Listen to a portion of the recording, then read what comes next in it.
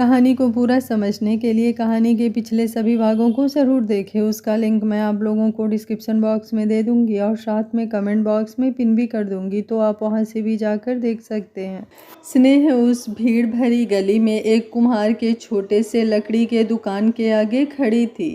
भीड़ कम ही थी, बस बेचारे वो बाबा काम धीरे धीरे कर रहे थे। वो भरा हुआ बाजार, कहीं चूड़ी, कहीं कपड़े, कहीं बेहद पारंपरिक रीति रिवाजों के सामान, सब था उस बाजार में। उसने उलझी हुई नज़र एक सामने डाली। इंसानों की शक्ल में खुशियाँ घूमती थी उस बाजार में, क्योंकि सब मिलता ही वहाँ ऐसा था। बाबा 2 मटकी 11 दीपक दे देना, वो सामने बैठे बूढ़े बाबा से बोली तो उन्होंने मुस्कुराकर हामी भरी। पीली कुर्ती और उसी के मैचिंग पजामे और दुपट्टे में बालों की लंबी सी चोटी लिए स्नेह किसी की नज़रों में दूर से ही आ चुकी थी। वो जैसे ही पलटी उन्हीं नज़रों के वजूद से टकरा गई। सॉरी, स्नेह तुरंत संभलते हुए बोली। वही पर्पल शर्ट, वाइट जीन्स, उसके मन मर्जी, उसके मूड के हिसाब से कुछ बिखरे बाल और गोल कलाई में बांधी हुई वाच। वो श्यामला रंग जिसकी आभा लोगों को ये बताने के लिए काफ़ी थी कि सिर्फ गोरा रंग ही सुंदर नहीं होता। सुंदरता की तो परिभाषा ही अलग होती है, वरना यूं ही नहीं मुरली वाले की गोपियां दीवानी होती।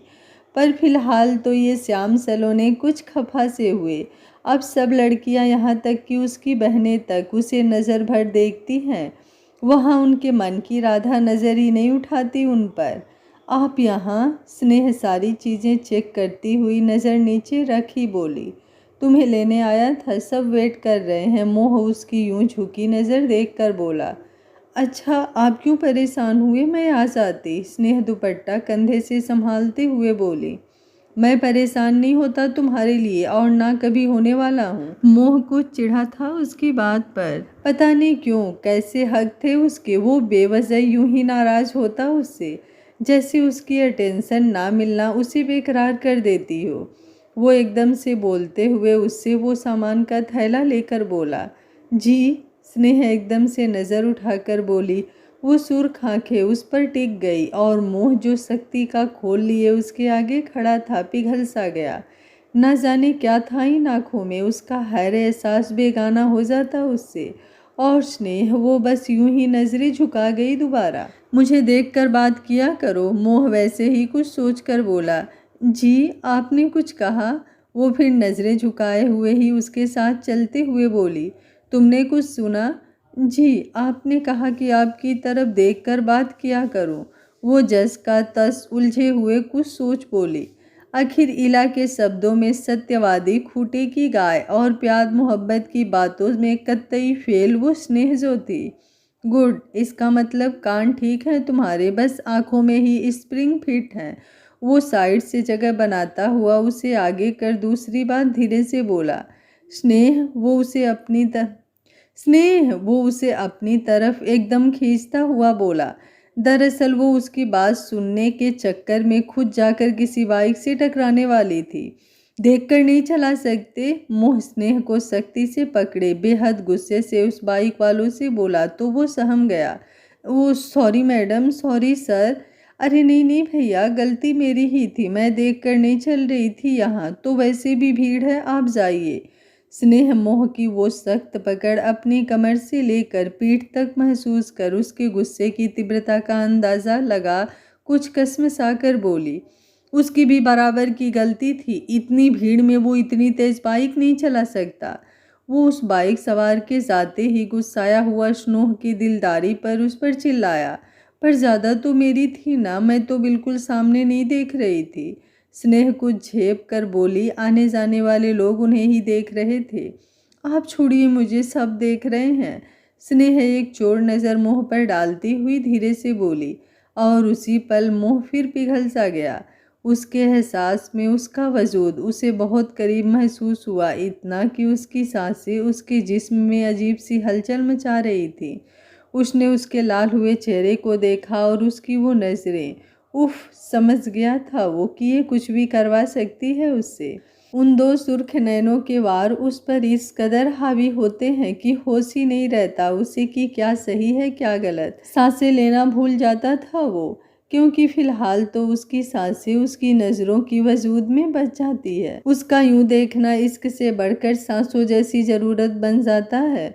उसका मोह सबको भले हो, पर वो तो क्या यही प्रेम है? हाँ, यही प्रेम है, बस यही प्रेम है। उसकी स्नेह थी वो, उसकी मोह की स्नेह। अरे लल्ला, तुम यहाँ मारे गए, चुनमुन कुंती देवी के पीछे भाग कर आते हुए बोला।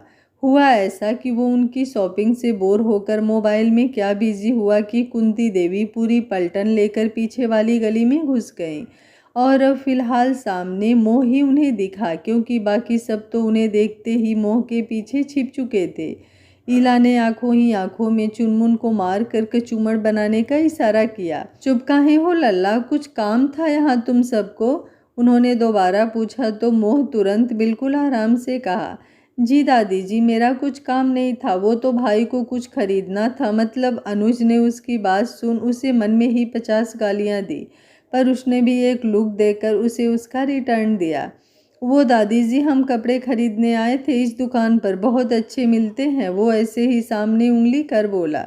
पर वहाँ तो लल्ला लहंगा चोली मिलते हैं। कुंती देवी पलट कर बोली तो अनुज ने तुरंत उंगली नीचे की। वो हम भाभी के लिए कुछ लेने आए थे, है ना भाई? आनव तुरंत आगे आकर बोला तो अनुज की जान में जान आई, वरना मोह ने तो उसे मरवा ही दिया था। वो तो भला हो स्नेह का, जो मोह के साथ आते ही विभा और बाकी सबको ये बताकर लिए आ रही थी कि टाइम बहुत हो गया है। खैर, आगे कोई बात ना बिगड़े इससे पहले ही वो सब वहाँ से गायब होने की सोचे। मोह ने एक नज़र स्नेह पर डाली, जो हमेशा की तरह उससे बिल्कुल बेपरवाह थी। अब नए नए रिश्ते की वजह से उन सब की आओ भगत वहीं एक दुकान के आगे लगी बेंच पर बैठकर शुरू हो गई, जिसमें आफत फिर एक बार चुनमुन की हुई। कुंती देवी मिठाई मांगने लगी तो वो साथ में इला को भी खींच ले गया, और सोमवती बुआ विवेक के हाथ पैर पकड़ उसे देखने लगी। बाकी सब घर का हालचाल पूछने लगे। अरे दादी, आप करिए शॉपिंग, हम चलते हैं अब, अनुज बोला। अरे ऐसे कैसे लल्ला, कुछ खा पी लो। अरे नसीब से मिलता है ये आवभगत करने का मौका। सही बात है अम्मा, मैंने तो देखा भी नहीं था विभा के होने वाले पति को। भाई बढ़िया है, सोमवती विवेक को देखते हुए बोली। उनसे बचकर उस भीड़ में मोह स्नेह के पीछे जाकर खड़ा हुआ। शाम को फ्री हो, वो धीरे से बोला तो स्नेह कुछ हड़बड़ा सी गई। उससे आती हुई वो भीनी भीनी महक बिल्कुल उसे खुद से आती महसूस हुई। अब सामने पलटन को देख वो कुछ बोल तो नहीं पाई कि वो क्यों पूछ रहा है। फिर भी सच्ची बोली, उसे शाम को आसपास के घरों में बुलावा देना है, इसलिए सरनामे हिला दिया। रात को उसने पूरे हक से पूछा तो स्नेह की आंखें हैरानी से फैली पहले, पर फिर भी बोली सच्ची, और उसने सर हाँ में हिला दिया। ठीक है, बोलता हुआ वो रीमा भाभी को अपनी तरफ देखते हुए देख पीछे हो गया, और स्नेह की आंखें हैरानी से खुली रह गई उसकी बात समझने के चक्कर में। खैर, सब गायब हुए, और फिर उसके बाद शाम होने तक शॉपिंग होती रही। सब थक कर चूर हुए। ये लो कपड़े, जेवर, मिट्टी के बर्तन, और ये बड़ा भारी है, संभल कर, इसमें मेरी चूड़ियाँ हैं। चुनमुन को सामान पटकते हुए देख सोमवती बुआ चिल्लाई। सब घर आ चुके थे और अब सारा सामान रखा जा रहा था गाड़ी से उतार कर। आप ही लोग नहीं थके हो? मैं भी थका हूँ। ज़्यादा प्रॉब्लम है तो अपना अपना सामान उठाओ। मेरी तो कुछ उम्र है, तुम्हारी तो नई उम्र में माझा ढीला, सोमवती बुआ ने ताना मारा तो चुनमुन मैदान में उतर पड़ा। अच्छा, जब यही चूड़ियाँ और वो 10 किलो की साड़ी, जिसके लिए आज आप पूरा 1 घंटा दुकान पर बैठी रहीं, उसे पहन कर तो आप कहेंगी अब मेरी उम्र ही क्या है, बस अभी अभी 30 लगने वाला है और काम करने के लिए पुरानी उम्र है। देख लो अम्मा, क्या अब मैं अपने मायके से एक साड़ी नहीं खरीद सकती? अब भाई भाभीयों के ज़माने में इतनी ही औकात नहीं मेरी, कल ही चली जाऊंगी मैं। ऐसा नहीं है जीजी, ये तो पागल है, राधा बात संभालती हुई बोली। चमन लाल चुप कर, ये लड़का मेरी नाक में दम किए रहता है। कुंती देवी थकी हुई खटिया पर पसर कर बोली। 1 मिनट, पहले तो मैं आपको छोड़कर आता हूँ बुआ। चलो चलो, गाड़ी बाहर ही खड़ी है दरवाजे पर। अम्मा, सोमवती मिनमिना उठी।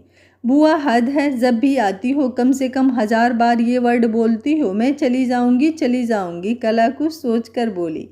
पर जाती फिर भी नहीं है, और जब जाती है तब दहाड़े मार मार कर रोती हैं, अम्मा अम्मा अम्मा। इला उनकी तरह रोकर बोली तो सबको हंसी आते आते बची। अरे चुप करो तुम दोनों, और जाओ जाकर बाहर बचा सारा सामान लेकर आओ। सरिता बोली तो वो सोमवती को चुनमुन घूरता हुआ आगे बढ़ गया। क्या खाकर पैदा किया है इन दोनों को सरिता भाभी? करेला, वो बाहर जाता हुआ चिल्लाया तो सोमवती का फिर मुंह बना। फिलहाल सब सामान सेट हुआ और उसके बाद दीनानाथ और बाकी सबके आते ही लिस्ट से सब चेक करते हुए रात के खाने में फिर खिचड़ी ही बनी। उसके बाद सब 9 बजे तक पसर गए सिवाय स्नेह के।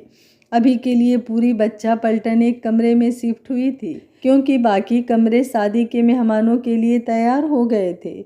और दूसरी बात, शादी तक सब विभा के साथ ही रहना चाहते थे, इसलिए स्नेह का कमरा सबका ठिकाना था, जिसमें बेड पर विभा, कला और इला थे। बाकी जगह पर खटिया डालकर चुनमुन और स्नेह की जगह बन गई। स्नेह प्लीज आज मत पढ़ो, आज क्या शादी तक प्लीज कम ही पढ़ो, खुद भी जियो और हमें भी जीने दो।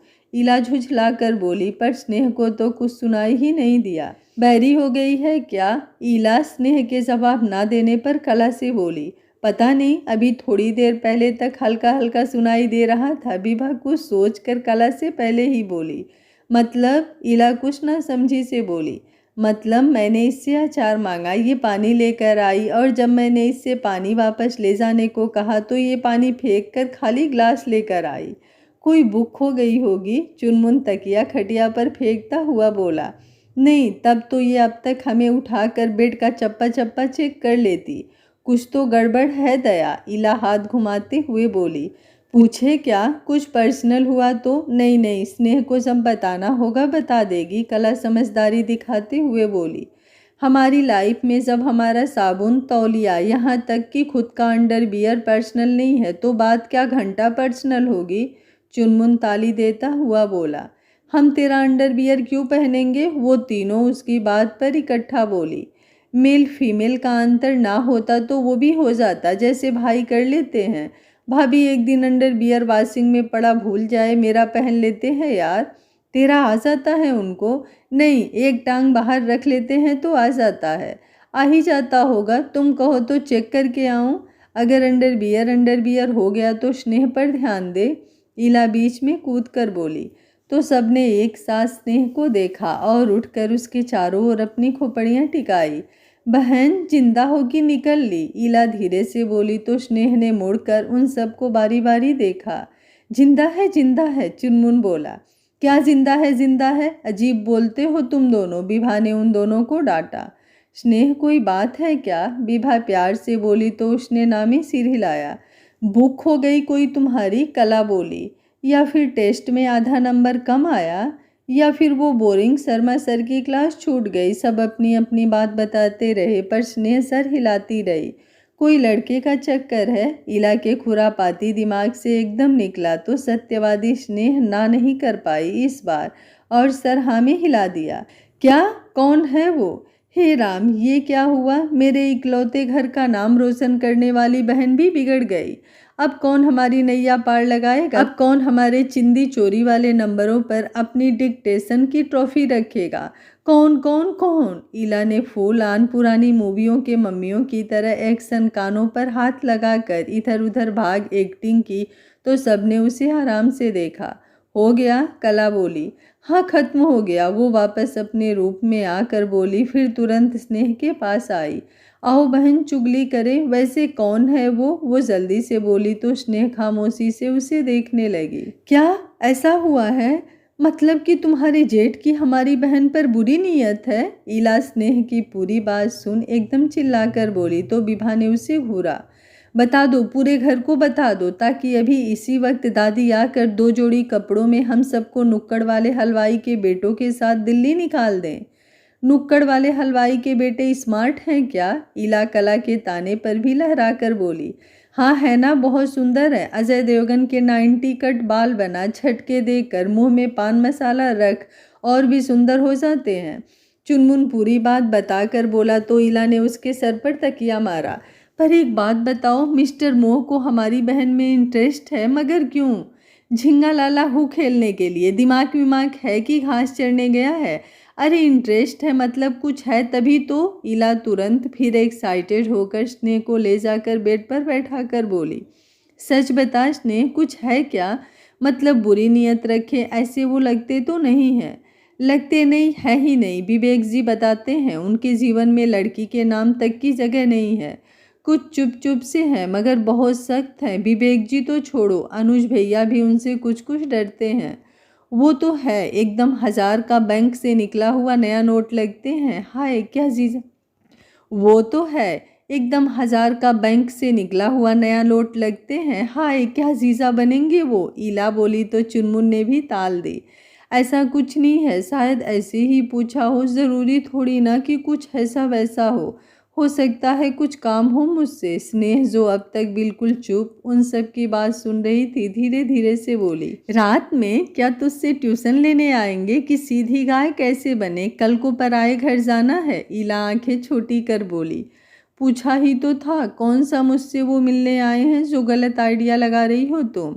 अच्छा वो रात में मिलने, क्या बात है, सच सच बताओ, कब से चल रहा है तुम दोनों का चक्कर हमारी नाक के नीचे? ये भी नहीं सोचा तुमने स्नेह कि तुम अपने भोले भाले दिल के साफ भाई बहनों को इसमें इन्वॉल्व कर लो? अरे क्या गलती हो गई हमसे? कुछ ना कहते हम क्या इतने ओल्ड स्कूल लगते हैं तुम्हें? ईला फिल्मी स्टाइल कला के कंधे पर सर रख कर बोली तो सबने उसे एकटक घूरा। अरे थोड़ा ड्रामा तो बनता है यार, वो नकली आंसू पोंछ कर बोली, तुम चुप रहो थोड़ी देर के लिए और तुम बोलो स्नेह। मतलब क्या बोलूं? यही कि कब से चल रहा है चक्कर? अब की चुनमुन बोला, मेरा कोई चक्कर नहीं है, मैंने तो कभी उनसे पहले बात भी नहीं की। हाँ एक बार उन्होंने मुझे घर तक छोड़ा था। क्या? कब? कैसे? और ये हमें क्यों नहीं पता? क्या क्या छिपाया है हमसे तुमने स्नेह? इला फिर चिल्लाई, इसके मुंह पर टेप लगाओ कोई। विभा दांत किलस कर बोली, फिर बेचारी स्नेह की तरफ मुड़ी जो अब भी कुछ समझने की कोशिश ही कर रही थी। स्नेह सच बताओ, पसंद करते हैं मोह भैया तुम्हें? विभा अब सीरियस होकर बोली, मुझे नहीं पता दीदी, मैं क्या जानूं, मैंने तो कुछ नहीं किया। वो कुछ नम आवाज में बोली तो सब एकदम से उसके दोनों तरफ आकर खड़े हुए। अरे पागल रो क्यों रही है? ये तो अच्छी बात है, विवेक जी बताते हैं बहुत अच्छे हैं वो, अगर उनकी तरफ से है भी कुछ तो गलत थोड़ी ना है। नहीं दीदी ऐसा कुछ नहीं होगा, ज़रूर कोई और बात होगी। भगवान करे आपकी शादी में मेरी वजह से कोई दिक्कत ना आए, दादी को तो आप जानती हैं ना। कुछ नहीं होगा, रोना बंद करो तुम स्नेह, देखो अभी इसमें बहुत समय है।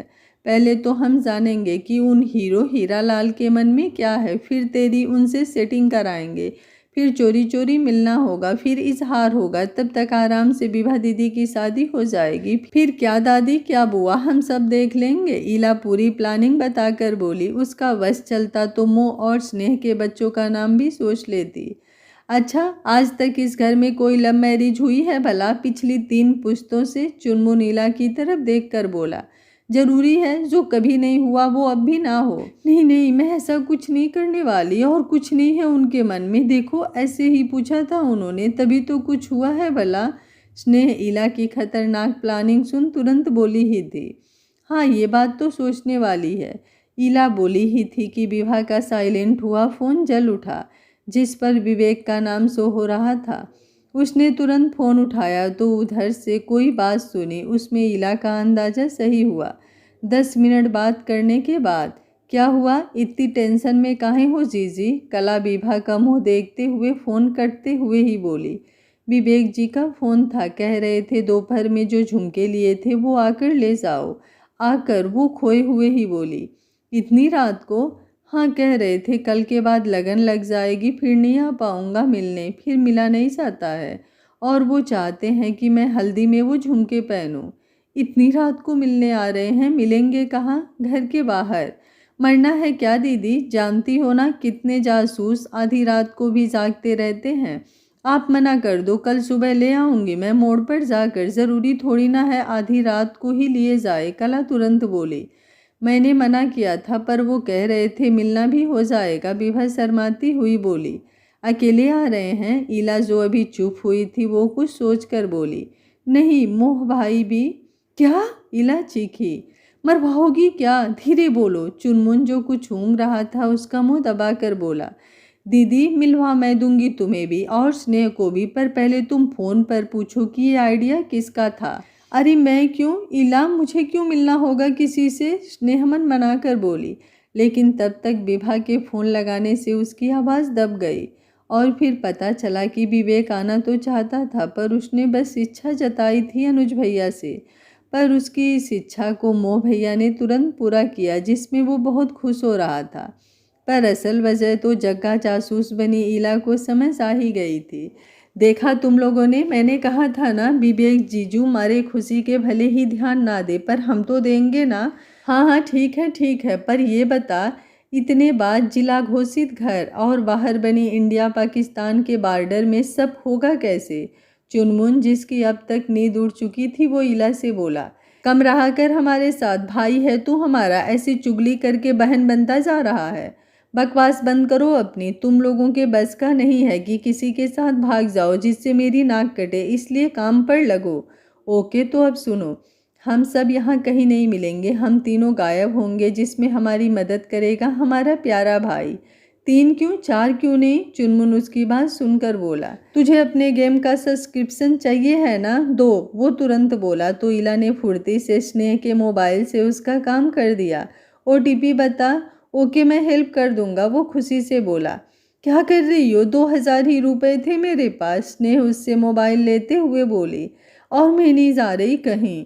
जाना पड़ेगा स्नेह, क्योंकि तुम नहीं गई तो हम अगर पकड़े गए बाई चांस, जिसका फिलहाल कोई चांस नहीं है, तो हमें बचाएगा कौन मेरी प्यारी बहना? और कुछ तो एडवेंचर कर ले अपनी लाइफ में बहन, या फिर सिर्फ किताबों से ही फेरे लेने हैं? अब सुनो, इला उन सबको आराम से और स्नेह को 50 कसम देकर पूरा प्लान बता दिया। अब पता चलेगा कि किसके मन में क्या है। इला हाथ उठाकर बोली तो स्नेह को तो टेंशन हुई, पर कला और विभा को कुछ जिज्ञासा जरूर हुई कि आखिर बात क्या है। पकड़े गए तो विभा को भी कुछ टेंशन हुई तो इला ने उसे बेपरवाही का लुक दिया। उधर आज मोह के अचानक यूं इस नए अवतार पर अनुज आनव का दिमाग कुछ फिरा जरूर था, पर हिम्मत किसी की भी नहीं हो रही थी कि कुछ पूछे। विवेक तो अपनी ही खुशी में मगन था, आखिर ईला के प्लान के तहत वो सब एक अच्छी जगह मिल रहे थे और मोह तो था ही, इसलिए उसे कोई टेंशन नहीं थी। मोह, आनव के कहने पर अनुज ने धीरे से उसे बुलाया। वो पलट कर अपने हाथ में घड़ी बांधता हुआ बोला तो उसके मुंह का एकदम गंभीर लुक उसकी हिम्मत खराब कर गया। क्या है भाई, बोलेंगे? वो आनव को इशारा करता देख बोला। हम भी चलें? अनुज तो बोल नहीं पाया। आनव उठते हुए बोला, बारात लेकर जा रहे हैं विवेक की। और एक बात बताइए भाई, आनव का तो समझ आता है, आपकी तो बीबी भी है तो उसके पास रहिए, तो मैं ही सिर्फ चलूं? आनव अनुज के मुंह बनता देख इशारे इशारे में सब बताने को बोल मुँह से बोला, लड़के बिना मानोगे तो है नहीं, इसलिए यहाँ रुके हो शादी तक, तो चलो 5 मिनट में गाड़ी में। वो बोला तो आनो भागता हुआ बेड से नीचे उतर जूते पहनने लगा। तो फिर डरते डराते बाकी सब तो आधी रात को गेट खोल बाहर निकल गए, चुनमुन को एक एक पल की खबर देने का बोलकर और साथ में जागते रहने का भी। मोहल्ले के सारे सन्नाटे के बीच इला और कला ने सीसीटीवी का काम किया और साथ में स्नेह को घसीटते हुए भी लेकर चले। मोहल्ले को पार करते ही मोड़ पर विवेक की गाड़ी दिख गई थी। प्लान ये हुआ था कि ठीक 5 मीटर की दूरी पर बहुत अच्छा एक कैफ़े था जो लगभग रात के 2-2:30 बजे तक खुला रहता था, काफ़ी लवर्स के लिए। तो उससे बेहतर कोई और जगह होगी भी नहीं। उम्मीद के मुताबिक मोह ड्राइविंग सीट पर ही बैठा था, सीधा बाहर की तरफ देखते हुए। अब हुआ ये कि पीछे वाली सीट पर आनव था और आगे वाली सीट पर विवेक। विवेक तुम पीछे जाओ, मोह ने सबसे पीछे आती हुई स्नेह को देखकर कहा। रोड पर जल रही उस पीली मध्यम लाइट में उसकी चोटी से निकले हुए बिखरे हुए बाल, कानों में पड़ी हुई वो छोटी छोटी झुमकी, लाल सूट सलवार और उस पर बेतरतीब से पड़ा लहरिया दुपट्टा जो उसने इला के खींच के उसे लाने के चक्कर में ऐसे ही डाला था, और झपकती हुई सुर्ख आंखें, उफ, जान ही ले रही थी उसकी वो बिखरी बिखरी सी रंगत। क्यों भाई? विवेक ने पूछा तो उसने नज़र उसकी तरफ की तुम्हारी होने वाली बीबी आगे तुम्हारी गोद में बैठेगी, उसके साथ बैठना है कि नहीं? ओह हाँ भाई, बोलता हुआ वो तुरंत बाहर आया और उन सब के आते ही तुरंत आनो भी बाहर आ गया। अब गाड़ी एक और बैठने वाले साथ, कुछ बनते ना देख आनो बोला, ओके तो ऐसा करता हूँ, मैं आगे बैठ जाता हूँ, आप लोग पीछे बैठ जाएंगे ना? तुम कोई सल्तनत के शहजादे हो जो आगे की सीट तुम्हारे लिए बुक की गई है? ईला एकदम बोली तो कला ने उसका मुंह दबा दिया। वो इसलिए ही तो आई थी, वरना उसका क्या काम था? जल्दी जल्दी में उसने भी नहीं सोचा कि गाड़ी होगी, कोई बस तो नहीं जिसमें पूरा खानदान आ जाएगा। तुम आनो, गाड़ी में बैठो, इतना टाइम नहीं है हमारे पास कि मीडिया बुला ले यहाँ, मुँह पीछे देखते हुए बोला तो आनो चुप हुआ। मेरे पास आइडिया है, विवेक, जीजू, विभा दीदी एक पास, उसके बाद मैं, फिर कला दीदी और स्नेह आगे बैठ जाएगी, है ना स्नेह? उसने शरारत से स्नेह को देखा तो उसकी आंखें हैरानी से फैली हुई थी और मोह उसको तो बिना मांगे मुराद मिल गई हो। और मैं, अनहो बोला, तुम गाड़ी के ऊपर बैठ जाओ, अच्छी हवा भी लगेगी। ईला तुरंत बोली, नहीं आप आगे बैठ जाइए, हम लड़कियां आगे पीछे एडजस्ट हो जाएंगे। स्नेह तुरंत बोली तो आनो जैसे ही आगे बढ़ा, ईला ने तुरंत उसे पीछे से पकड़ अपने पास खींचा। पागल हो, कुछ समझ भी लिया करो, मोटी बुद्धि, अगर नहीं समझ आता तो चलो पीछे, सब समझाती हूँ आज। और उसे गाड़ी में ठूसा और खुद लगभग आधी फंसी हुई घुस कर गेट बंद कर लिया। आनो हिलना बंद करो। विवेक, जो लगभग विभा को अपनी गोद में ही लिए था, कुछ कसमसाते हुए बोला। इसे सांस लेना कहते हैं विवेक, आनो लगभग सीट से चिपका हुआ बोला। तब तक स्नेह आगे बैठ चुकी थी तो मोह ने पीछे की सारी गहमागहमी नज़रअंदाज कर स्नेह को नजर भर देखा और गाड़ी आगे बढ़ा दी।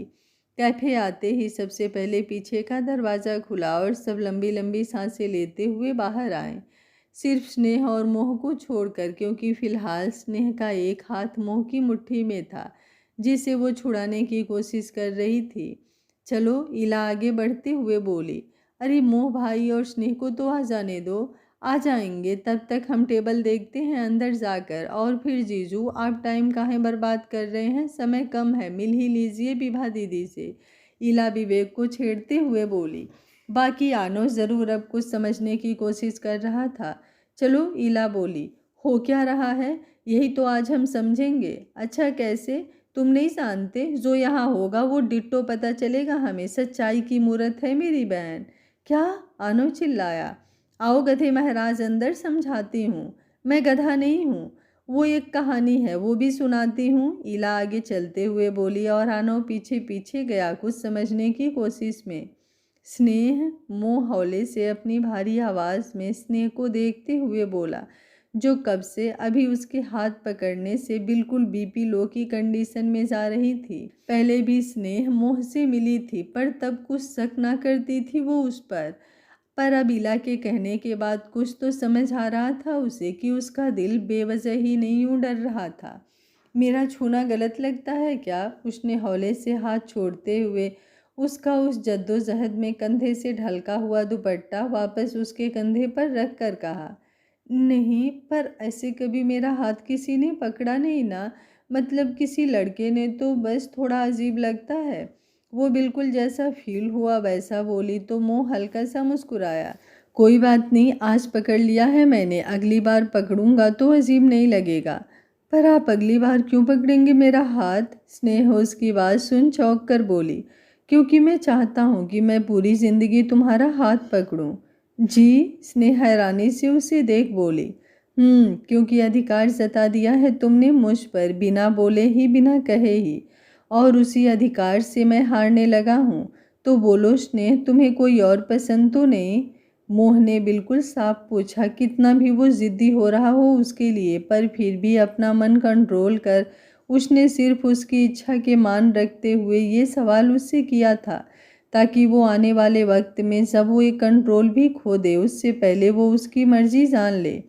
नहीं तो मुझे कोई नहीं पसंद, एक बार वो फिर बिल्कुल सच बोली।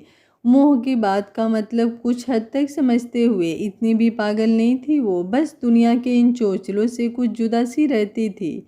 और मैं? मोह उसके कुछ करीब हुआ था, दिल पर पत्थर रख उसने किसी और के बारे में उससे पूछा था। जिसका जवाब न में आते ही उसके सब्र जवाब दे गया, जो अभी तक मोह की झुकी हुई पलकें देख बमुश्किल वो समेटे हुए था। जिसका जवाब न में आते ही मोह का सब्र जवाब दे गया, जो अभी तक उसकी झुकी हुई पलकें देख बमुश्किल खुद को समेटे हुए था। और स्नेह बिल्कुल सीट से चिपक गई थी। मोह की वो भीनी भीनी खुशबू, उसके कुछ भीगे बिखरे बाल, लेवेंडर कलर की कॉलर टी शर्ट जो उसके वजूद को और निखार रही थी।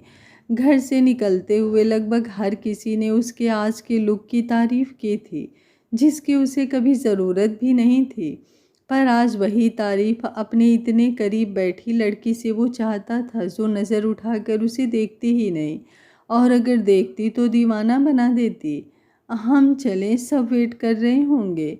एक हद तक उसकी मौजूदगी जब स्नेह की सांसें अटकाने लगी तो वो जल्दी से बोली, स्नेह, उसने फिर पुकारा था।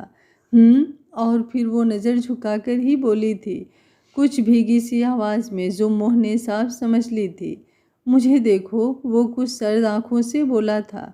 सामने देखो स्नेह, मैं खा नहीं जाऊंगा तुम्हें।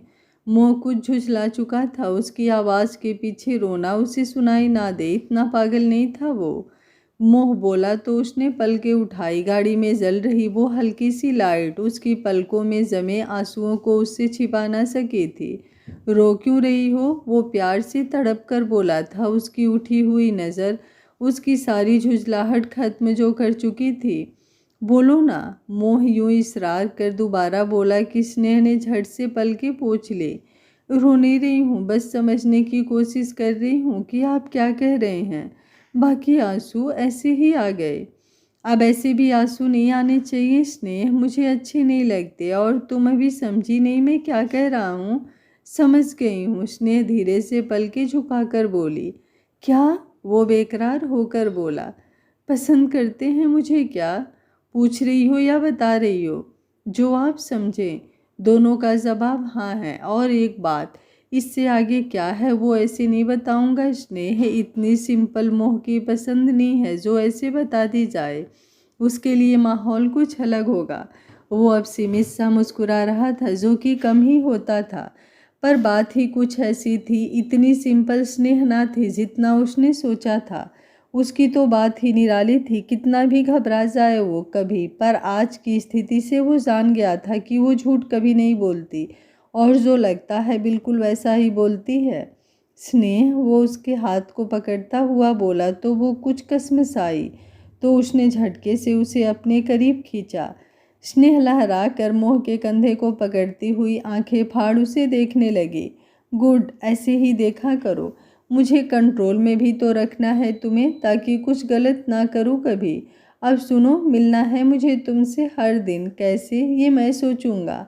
और कहाँ, ये तुम बताओगी मुझे।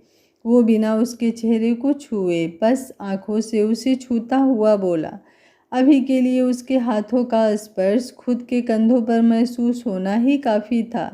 मोहब्बत इस कदर जो हो रही थी उससे कि यह इख्तियार मुश्किल भी था, और इश्क सब्र की धीमी आंच पर रख कर सोना बन जाता है। नहीं, हाँ, ये तो ज़बरदस्ती हुई ना। बिल्कुल नहीं, कुछ और है जो मैं धीरे धीरे समझा दूंगा। मुझे नहीं समझना और मुझे नहीं मिलना।